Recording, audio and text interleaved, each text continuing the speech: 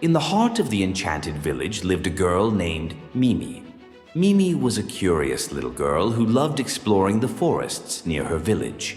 One bright morning, while skipping along a winding path, she spotted something shiny beneath a cluster of bluebells.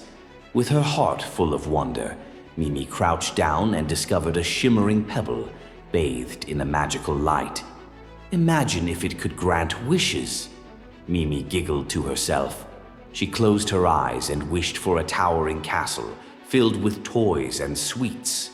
To her amazement, when she opened her eyes, a grand castle stood before her. Mimi ran inside, and for hours she delighted in every toy and treat imaginable. Yet, as sunset approached, Mimi felt a gnawing sensation of loneliness. Despite the rooms full of toys, what good were they without friends or her loving family to share them with? The next morning, Mimi held the pebble and thought hard about her next wish. This time, she asked to become the fastest runner in the world. When she sprinted through the fields, her hair flying in the wind, she realized she could outrun everyone. But racing past her friends meant she missed all the fun games they played, and soon enough, Mimi found herself longing for the companionship she took for granted. "This pebble is tricky," Mimi muttered, clutching the stone. "It gives me what I want, but not happiness." Finally, Mimi made one last wish. She simply asked, "Please help me see what truly matters."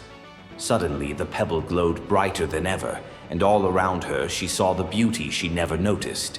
She saw the laughter of her friends, the love in her family's eyes, and the simple joys of nature. Mimi realized that true happiness came from appreciating the world around her. From that day forward, the pebble became just a reminder. Mimi learned that fulfillment lay not in extravagant castles or speed, but in cherishing what she had. She learned to share moments with those she loved.